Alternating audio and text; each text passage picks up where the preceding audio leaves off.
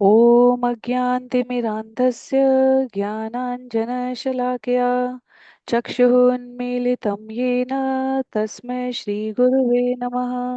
जय श्रीकृष्ण चैतन्य प्रभो नित्यानन्द श्री अद्वैत गदाधर श्रीवासादि गौरभक्तवृन्द। हरे कृष्णा कृष्णा कृष्णा हरे हरे, हरे राम हरे राम राम राम हरे हरे। हरे कृष्णा कृष्णा कृष्णा हरे हरे, हरे राम राम राम हरे हरे। हरे कृष्णा। सभी भक्तों को सादर प्रणाम। चैतन्य चरितामृत सत्र 179 179 में सभी भक्तों का स्वागत है।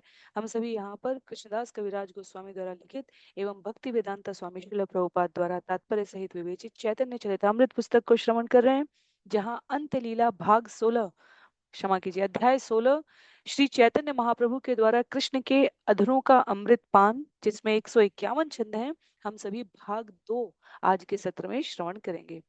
कालिदास नामक पश्चिम बंगाल के भगवान के परम भक्त, जिनके द्वारा प्रत्येक वैष्णव के उच्छिष्ट को स्वीकार कर रसास्वादन कर भगवत भक्ति में अपनी निष्ठा को दृढ़ करने का प्रण लिया गया था, उन कालिदास के एक बार की रथ यात्रा के अवसर पर बंगाल के अन्य भक्तों के संग जगन्नाथपुरी आने पर चैतन्य महाप्रभु, जो प्रतिदिन पाद प्रक्षालन कर मंदिर में प्रवेश करते थे और जिनके द्वारा अत्यंत कठोरता से उनके सेवक गोविंद को निर्देश दिया गया था कि कोई भी इस चरणामृत का पान न कर सके, वह स्वयं कालिदास के द्वारा अपने पद प्रक्षालन के जल को स्वीकार करने के लिए उपस्थित रहते हैं। तो एक अंजलि, दो अंजलि और तीसरी अंजलि के पश्चात भगवान ने कालिदास को रोक दिया। उन्होंने कहा, क्योंकि तुमने अपने स्वभाववश सभी वैष्णवों के उच्छिष्ट को स्वीकार करने का प्रण ले रखा है, और यह मात्र दिखावा नहीं अपितु तुम्हारे हृदयगत निष्ठा भावना है, इसलिए मेरे द्वारा यह स्वीकृति दी जा रही है जो अन्यों को भी दुर्लभ है। तो हमारे मस्तिष्क में ये प्रश्न आता है कि किसी का जूठन कैसे स्वीकार किया जाए। ये बात सत्य है, इसीलिए कहा गया कि भक्तों का व्यवहार अचिंत्य है। यह हमारे स्वभाववश सामाजिक परिवेश में दिखने वाले दृष्टांतों से अनेकों बार भिन्न होता है, और इसलिए भगवत गीता से लेकर भागवतम और अन्य स्थानों पर भी उल्लिखित है कि वैष्णव क्या करता है और क्यों करता है, ये सिर्फ वैष्णव ही बता सकता है, क्योंकि वैष्णव भगवान के योजना के तदाकार होकर चलते हैं। इसलिए जिस प्रकार भगवान स्वराट हैं, वैष्णव भगवान के श्री चरणों में बंधकर स्वराट हैं। तो इसलिए यहाँ पर ये नहीं कहा जा रहा है कि हमें सभी का जूठन खा लेना चाहिए, ये कोई दिखावटी तरीके से नहीं किया जा सकता है। यहाँ कालिदास के व्यवहार के बारे में बताया गया है स्पष्ट रूप से कृष्णदास कविराज गोस्वामी द्वारा कि वह स्वभाववश केवल और केवल वैष्णवों की बात की जा रही है। तो हमारे लिए, अपने गुरु वृंद के लिए पाद प्रक्षालन करके उनके द्वारा उच्चिष्ट भोजन को प्रसाद रूप में स्वीकार करने की प्रस्तुति की गई है। और इसके बाद का व्यवहार, जैसे रघुनाथ दास गोस्वामी जी के लिए लिखा है, वो प्रतिदिन हजारों बार नमस्कार करते थे। प्रत्येक लता पता वृक्ष कंकड़ पत्थर को रघुनाथ दास गोस्वामी ने ब्रजमंडल में नमस्कार कर रखा है। प्रतिदिन 2000 के करीब वो नमस्कार करते थे, प्रणाम करते थे। हमारे लिए संभव नहीं है व्यवहारिक रूप से। तो कौन सी क्रिया है, इससे परे कौन कर रहा है, ये अधिक महत्व का है। वैष्णवों का स्वभाव सिर्फ वैष्णव ही बता सकते हैं या सिर्फ भगवान बता सकते हैं। तो इसलिए मैंने देखा था कमेंट बॉक्स में एक दो प्रश्न थे कि स्वाभाविक रूप से तो ये नहीं हो सकता है कि हम किसी का जूठन ले, तो इसीलिए भक्तों के व्यवहार का, वैष्णवों के व्यवहार का अनुकरण करने के लिए भी नहीं कहा गया। अनुसरण, शरण का अर्थ है कि उसकी शिक्षा ग्रहण कर लेनी चाहिए। वह हमारे लिए विनयशीलता का, वह हमारे लिए भगवान के चरणों में समर्पण का जो उदाहरण शिक्षा के रूप में प्रस्तुत कर रहे हैं, हमें उस भाव को आत्मसात कर लेना है। तो यहाँ जूठन खाने के लिए नहीं कहा जा रहा है, यहाँ पर कालिदास के व्यवहार में उनकी विनयशीलता थी, और जो चरणामृत अन्यों को सुलभ नहीं था, वो भगवान का प्रत्यक्ष, जिस प्रकार भगवान ने महाराज बलि के यज्ञ में उपस्थित होते समय ब्रह्मा जी को अपने अंगूठे का जल, उनका चरण वंदन करने का अवसर प्रदान किया था। जिस प्रकार भगीरथ के आवाहन किए जाने पर माता गंगा इस धराधाम पर आई हैं, जो भगवान के चरण कमल रज से निकली हुई हैं, उस प्रकार यहाँ पर कहा जा रहा है कि चैतन्य महाप्रभु का यह पाद प्रक्षालित जल था। तो व्यवहार कालिदास का सभी के साथ स्वभाव रूप से उनमें निश्चलता थी, इसलिए भगवत कृपा हुई है। इस दृष्टांत को यहाँ बताया गया। तो आगे श्रवण करेंगे आज के सत्र में करीब छंद संख्या 50 से। यदि कोई भी दुविधा लगे तो आप सभी अपने विचार प्रेषित कर सकते हैं। तो ये व्यवहारिक रूप से संभव नहीं है, ये व्यवहारिक रूप से आ, निर्दिष्ट नहीं है। ये व्यवहारिक रूप से यहाँ पर हमें पालन करने के लिए भी नहीं कहा जा रहा है कि हम हर किसी का उच्छिष्ट प्रसाद लें। यह कालिदास का अपना व्यवहार था, जिसमें वो प्रत्येक वैष्णव की उच्छिष्ट प्रसादी को अपने स्वभाववश ग्रहण करते थे। कहते हैं आगे, 22 पाहा चा पाछे ऊपर दक्षिण दिखे, एक नृसिंह मूर्ति आछे नोटिते वाम भागे। दक्षिण दिशा में 22 सीढ़ियों के पीछे ऊपर की ओर नृसिंह देव के अर्चा विग्रह हैं, जो सीढ़ियों से चढ़कर मंदिर जाते समय बाईं ओर पड़ती है। प्रतिदिन तारे प्रभु करे नमस्कार, नमस्करी ए श्लोक पढ़े बार बार। तो सिंह द्वार के पास पाद प्रक्षालन की प्रक्रिया बताई गई थी। अब दक्षिण दिशा के द्वार के पास बताया गया है कि वहां नमस्कार करते हैं। क्या है? श्री चैतन्य महाप्रभु मंदिर जाते समय अपने बाएं पड़ने वाले नरसिंह भगवान के अर्चा विग्रह को नमस्कार करते हैं, और नमस्कार करते समय वे बारंबार निम्नलिखित श्लोक पढ़ते: नमस्ते नरसिंहाय प्रहलादालाद दायिने, हिरण्यकशिपोर्वक्ष शीलाटंक नखालये। हे नृसिंह देव, मैं आपको नमस्कार करता हूँ। आप प्रहलाद महाराज को हर्ष प्रदान करने वाले हैं। आपके नाखूनों ने हिरण्यकशिपु के वक्षस्थल को पत्थर काटने की छेनी के समान विदीर्ण कर दिया था।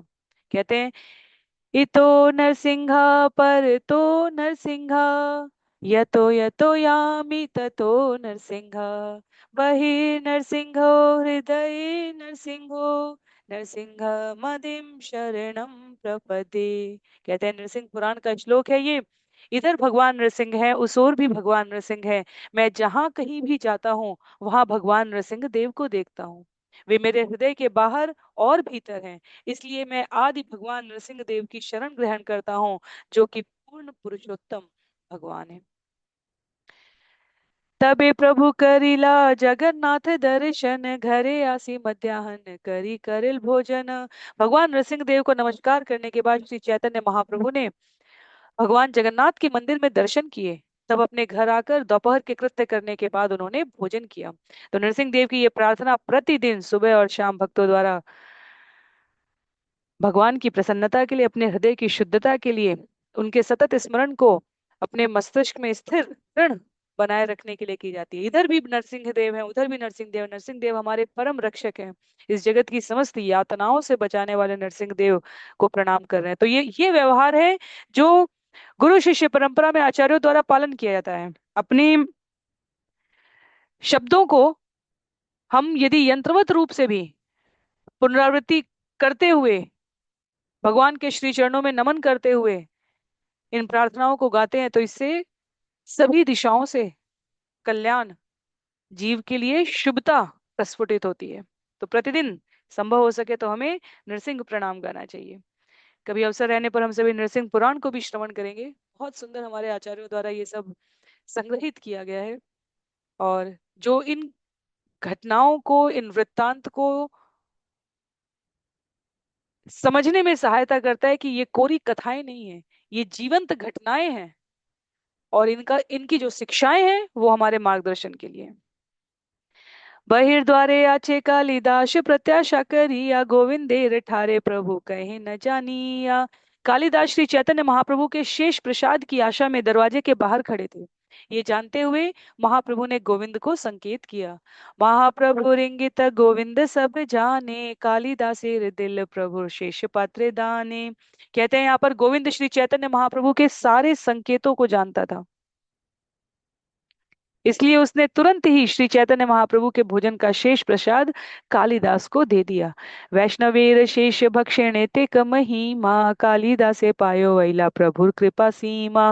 वैष्णव के भोजन का शेष ग्रहण करना इतना महत्वपूर्ण है कि श्री चैतन्य महाप्रभु अपनी सर्वोच्च कृपा कालिदास पर अर्पित करने के लिए प्रेरित हुए। ताते वैष्णवीर झूठा खायो छाड़ी घृणा लाज, यह है ते पाइबे निज वांछित सब काज। इसलिए घृणा तथा संकोच को त्याग कर वैष्णवों के भोजन का शेष पाने का प्रयास करो, क्योंकि इस तरह से तुम्हें जीवन का वांछित लक्ष्य प्राप्त हो सकेगा। कृष्णेर उच्छिष्ट है महाप्रसाद नाम, भक्त शेष हेले महाप्रसाद आख्यान। कृष्ण को अर्पित किए गए भोजन का शेष महाप्रसाद कहलाता है, और जब यह महाप्रसाद किसी भक्त द्वारा ग्रहण किया जाता है तो यह शेष महाप्रसाद बन जाता है। भक्त पद धूलियार भक्त पद जल, भक्त भुक्त अवशेष तीन महाबल। भक्त के चरणों की धूल, भक्त के चरणों का प्रक्षालित जल तथा भक्त द्वारा छोड़ा गया शेष भोजन, ये तीन अत्यंत शक्तिशाली वस्तुएं हैं। तो हमने पिछले सत्र में भी नारद मुनि के पूर्व जन्म की कथा को स्मरण किया था। उच्चिष्ट प्रसाद वर्तमान में भी जो अपने आध्यात्मिक गुरु हैं उनके शेष प्रसाद को भक्तों में वितरण करने का उल्लेख है, क्योंकि जैसे भगवान कृपा दृष्टि से प्रसाद ग्रहण करते हैं, भोग ग्रहण करते हैं, और जो छोड़ते हैं वह प्रसाद कहलाता है। उसी प्रकार जब गुरु वैष्णव भगवान के द्वारा स्वीकृत भोग को प्रसाद के रूप में प्राप्त करते हैं, तब उनके द्वारा जो उच्चिष्ट है उसे शेष महाप्रसाद कहा जा रहा है यहाँ पे। ए तीन सेवा है ते कृष्ण प्रेमा है, य पुनः पुनः सर्व शास्त्रे फुकारिया क य। इन तीनों की सेवा से मनुष्य को कृष्ण प्रेम का परम लक्ष्य प्राप्त होता है। सारे प्रामाणिक शास्त्रों में बारंबार पुकार पुकार कर इसकी घोषणा की गई है। ताते बार बार कही सुन भक्त गण, विश्वास करिया कर एति न सेवन। इसलिए हे प्रिय भक्तों, कृपया मुझसे यह सुन लो, क्योंकि मैं बारंबार आग्रह पूर्वक कहता हूँ कि इन तीनों में श्रद्धा रखो और बिना संकोच के इनकी सेवा करो। तीन है ते कृष्ण नाम प्रेमेर उल्लास, कृष्णेर प्रसाद ताते साक्षी कालिदास। इन तीनों से मनुष्य को जीवन का सर्वोच्च लक्ष्य कृष्ण प्रेम प्राप्त होता है। यह भगवान कृष्ण की सबसे बड़ी कृपा है और कालिदास इसके प्रत्यक्ष प्रमाण है। जो पाद प्रक्षालित जल किसी को भी प्राप्य नहीं था, वह कालिदास को भगवान की सहज अनुमति से प्राप्त होता है। तो कौन सी तीन चीजों को मनुष्य का सर्वोच्च लक्ष्य यहाँ पर बताया गया है? किनके किनके बारे में कह रहे हैं यहाँ पर? वैष्णव के द्वारा छोड़ा गया शेष भोजन, वैष्णव के चरणों का प्रक्षालित जल, और वैष्णव भक्त के चरणों की धूल। उसके बाद कहते हैं, नीलांचले महाप्रभु रहे एई मते, कालिदासे महाकृपा कैला अलक्षीते। इस प्रकार श्री चैतन्य महाप्रभु जगन्नाथपुरी अर्थात नीलांचल में रहे और उन्होंने कालिदास पर अप्रत्यक्ष रीति से महती कृपा प्रदान की। सेवत्सर शिवानंद पत्नी लैया आईला, पुरी दास छोट पुत्रे संगे ते अनीला। इस वर्ष शिवानंद सेन अपने साथ अपनी पत्नी तथा अपने सबसे छोटे पुत्र पुरीदास को भी लेकर आते हैं। तो अब यहाँ से जो कथा का विवरण है, वृत्तांत है, वह छंद संख्या 65 से लेकर 77 तक पुरीदास के ऊपर चैतन्य महाप्रभु की कृपा के बारे में बतलाता है, और 78 से लेकर 87 तक द्वारपाल का महाप्रभु को भगवान जगन्नाथ के पास ले जाने की कथा का उल्लेख है। तो शिवानंद सेन पिछली बार भी अपने पत्नी और संतानों के साथ आए थे, और जब हमने श्रवण किया था किस प्रकार नित्यानंद और चैतन्य महाप्रभु दोनों की कृपा हुई थी, जहां कर देने के चक्कर में शिवानंद सेन को नित्यानंद प्रभु के और अन्य भक्तों के रख रखाव ठहराव उनकी सुविधा में तनिक विलंब हो गया, और नित्यानंद प्रभु ने कहा जाओ तुम्हारा पुत्र मर जाए। और शिवानंद सेन के भांजे चैतन्य महाप्रभु के पास खिन्न रूप से जाते हैं कि कैसे मेरे मामा के ऊपर नित्यानंद प्रभु वो अवधूत रूप में समझे जाते थे, और उन्होंने इस प्रकार व्यवहार कर दिया। वहां चैतन्य महाप्रभु ने गोविंद के स्वभाव को जानकर, शिवानंद सेन के भांजे के स्वभाव को जानकर महती कृपा की थी। तो इस बार का उल्लेख आता है कि पुनः शिवानंद सेन अपनी पत्नी और सबसे छोटे पुत्र पुरी दास को लेकर आए हैं। कहते हैं, पुत्र संगे लैयाते हो आइला प्रभु स्थाने, पुत्रे रे कर आइला प्रभु चरण वंदने। शिवानंद सेन अपने पुत्र को लेकर श्री चैतन्य महाप्रभु का दर्शन करने उनके निवास पर गए। उन्होंने अपने पुत्र से महाप्रभु के चरण कमलों पर सादर नमस्कार करवाया। कृष्ण कह बलि प्रभु बलिन बार बार, तबु कृष्ण नाम बालक ना करे उच्चार। श्री चैतन्य महाप्रभु ने उस बालक से कृष्ण नाम का उच्चारण करने के लिए बारंबार कहा, किंतु बालक ने पवित्र नाम का उच्चारण नहीं किया। शिवानंद बालके रे बहु यत्न करिला, तबु से ही बालक कृष्ण नाम न कहिला। तो कथा आती है कि यद्यपि शिवानंद सेन ने भी उस बालक से कृष्ण के पवित्र नाम का उच्चारण करवाने का काफी प्रयास किया, किंतु बालक ने नामोच्चारण नहीं किया। प्रभु कहे आमी नाम जगते लयो आइलु, स्थावरे पर्यंत कृष्ण नाम कहाइलु। श्री चैतन्य महाप्रभु ने कहा, मैंने तो सारे जगत को कृष्ण नाम लेने के लिए प्रेरित किया। मैंने वृक्षों तथा अचर वनस्पतियों को भी पवित्र नाम का कीर्तन लेने के लिए प्रेरित किया।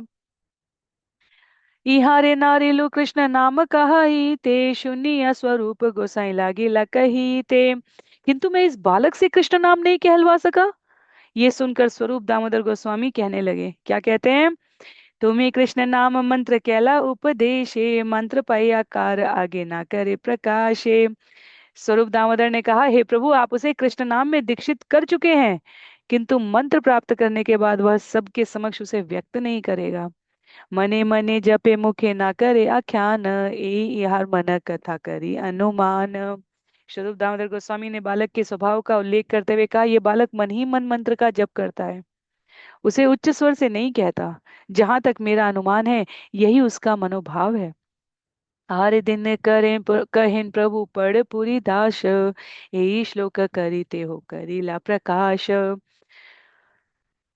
तब एक अन्य दिन जब महाप्रभु ने बालक से कहा, हे पुरीदास, तुम कुछ सुनाओ, तो उसने निम्नलिखित श्लोक बनाकर सभी के सामने व्यक्त कर दिया। स्रविशो कुल कुवलय मक्षोण अंजनम, उर्सो महेंद्र मणिधाम, वृंदावन रमणी नाम मंडन, अखिलम हरिर्जयति। ये सुंदर श्लोक है। हर श्लोक भगवत गीता या भागवतम के मीटर में नहीं जाता, तो हम लोग इसे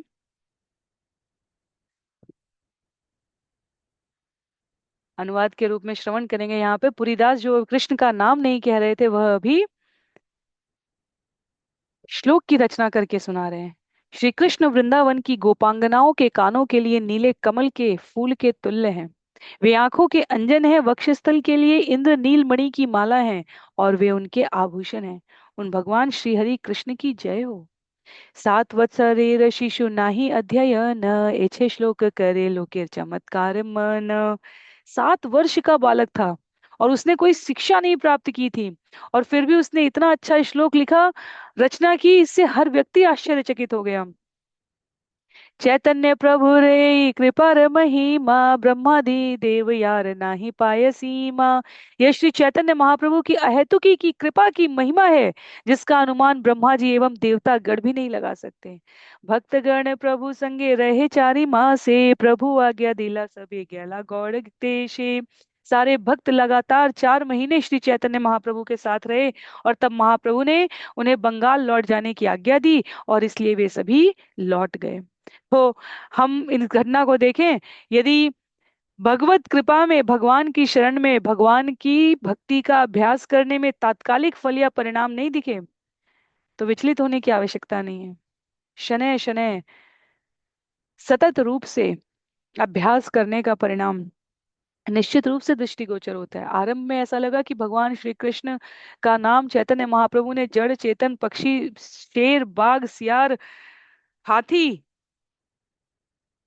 कोयल, मैना सबसे निकलवा दिया, बंदरों से तक भी कहवा दिया, कुत्ते से भी कहवा दिया। हमने वो कथा भी श्रवण की थी जहां कुकर आता है शिवानंद सेन के साथ प्रत्येक वर्ष की यात्रा में, और उनका भी उद्धार हो गया। और यहाँ प्रत्यक्ष रूप से दिख रहा है कि पुरीदास भगवान का नाम नहीं ले रहे हैं। तो स्वरूप दामोदर कहते हैं वो मन में गुंजायमान करते हैं। और परिणाम, इसका प्रत्यक्ष परिणाम कैसे दिखा? 7 वर्ष के बालक द्वारा किसी भी प्रकार की औपचारिक शिक्षा के बिना भगवान की महिमा में छंद की रचना करने से। तो आगे छंद संख्या 78 से लेकर 87 तक का विषय, क्या घटना है जिसमें द्वारपाल का महाप्रभु को जगन्नाथ जी के पास ले जाने का उल्लेख है, हम सभी श्रवण करेंगे। बंगाल के भक्त वापस गौड़ प्रदेश जा चुके हैं। ता सबारे संगे प्रभु छिल बाहे ज्ञान, तारा गेले पुनः हैला उन्माद प्रधान।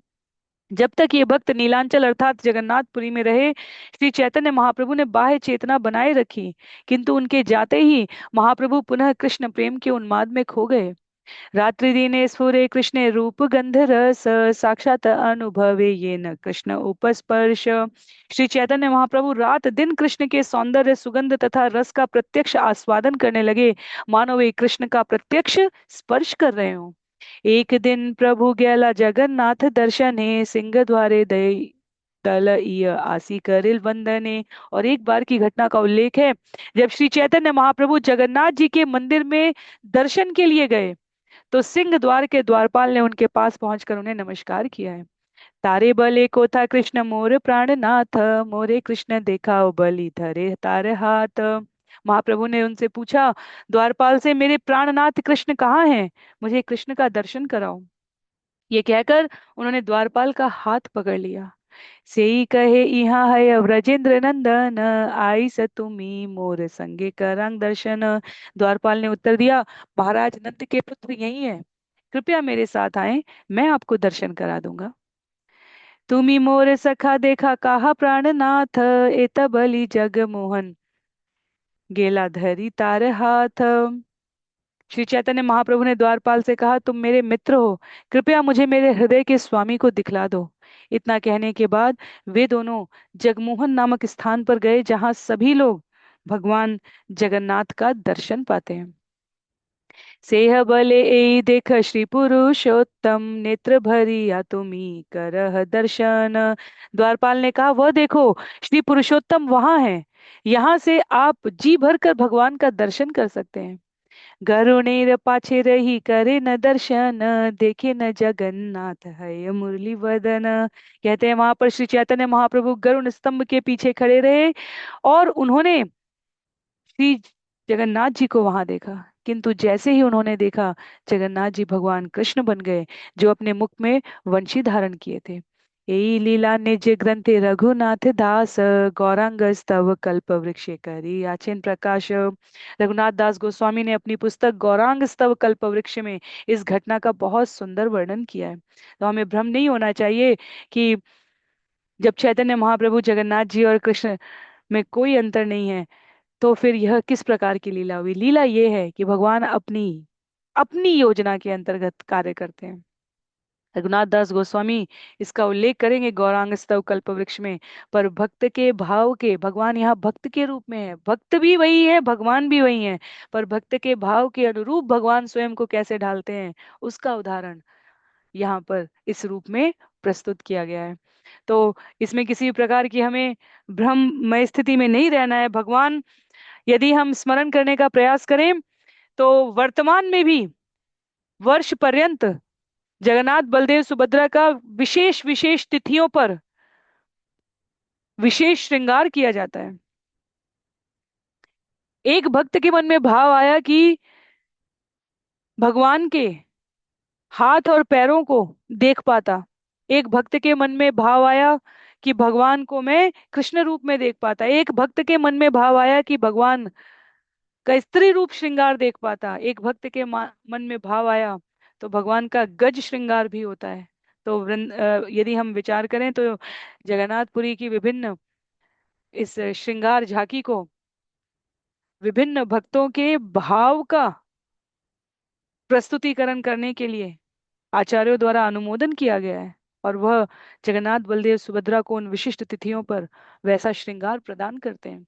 तो यदि चैतन्य महाप्रभु भक्त के रूप में है और उनका भाव है कि भगवान नंद नंदन का दर्शन हो जाए, तो जगन्नाथ अपने को उस रूप में परिवर्तित कर ले, इसमें कौन सा आश्चर्य है। कहते हैं गौरांग स्तव कल्प वृक्ष में रघुनाथ दास गोस्वामी, क्व मे कांत कृष्णस्त्वरितम इह तं लोकय सखे, त्वमेवेति द्वाराधिपमाभिवद अन्नन्नुन्मद इव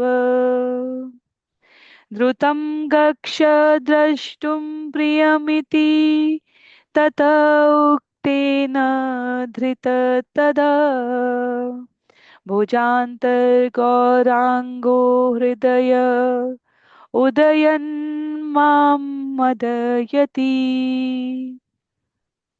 हे द्वारपाल, हे मेरे मित्र, मेरे प्राणधन कृष्ण कहाँ हैं? मुझे उनका दर्शन शीघ्रता से कराओ। श्री चैतन्य महाप्रभु ने उन्मत्त की तरह उस द्वारपाल को इन शब्दों से संबोधित किया। द्वारपाल ने उनका हाथ पकड़कर शीघ्रता में उत्तर दिया है, आइए, आप अपने प्रियतम को देखिए। वे श्री चैतन्य महाप्रभु मेरे हृदय में उदय हों और मुझे भी उन्मत्त बनाएं। तो ये रघुनाथ दास गोस्वामी जी की प्रार्थना है। कहते हैं, हेन काले गोपाल वल्लभ भोग लगाईला शंख घंटा आदि सह आरती बाजीला। तभी भगवान जगन्नाथ को गोपाल वल्लभ भोग नामक भोजन अर्पित किया जा रहा था और शंख ध्वनि तथा घंटे की ध्वनि के साथ आरती की जा रही थी।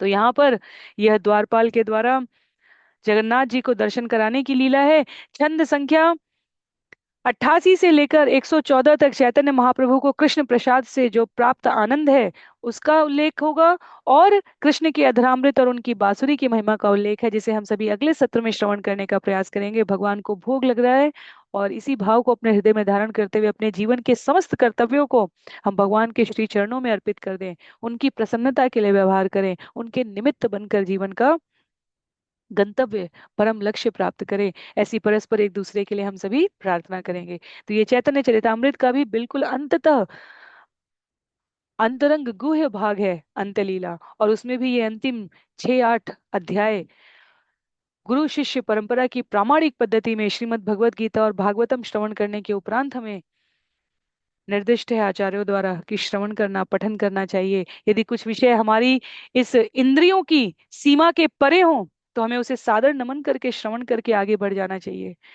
इस जगत में अत्यंत नगण्य हमारी इंद्रियां हैं, विज्ञान के द्वारा हम स्वीकार करें या अपने आत्म अनुभूति के द्वारा। आंखें सब कुछ नहीं देख सकती, हमसे परे अनेक प्रजातियां हैं, पशु पक्षी हैं जो हमसे ज्यादा देख सकते हैं इन्हीं आंख अपनी उन्हीं शरीर की आंखों से। कान ज्यादा सुन सकते हैं, मनुष्यों से अधिक सुनने वाले जीव उपस्थित हैं। इसी प्रकार सूंघने की शक्ति घ्राणेंद्रिय भी परे है, तो अपनी इंद्रियों पर पूर्णतया विश्वास करना उचित नहीं है। इसलिए शास्त्र में जो कथन है हम उनको श्रद्धा अनुभूति से, श्रवण, श्रुति और प्रामाणिक आचार्यों के द्वारा प्रस्तुत किए गए व्यवहार के मार्गदर्शन में स्वीकार करते हैं। तो आज के लिए सत्र को यहीं पर समाप्त करेंगे। मेरा अनुरोध है सभी से, किसी भी प्रकार की टिप्पणी के लिए आप जहां जुड़े हैं वहां अपने विचार प्रेषित कर सकते हैं। श्री चैतन्य महाप्रभु की जय, श्री चैतन्य चरितामृत की जय, कृष्णदास कविराज गोस्वामी जी की जय, श्रील प्रभुपाद की जय, श्रील गुरुदेव की जय, अनंत कोटि वैष्णव वृंद की जय, नामाचार्य श्रीला हरिदास ठाकुर की जय। हरे कृष्ण।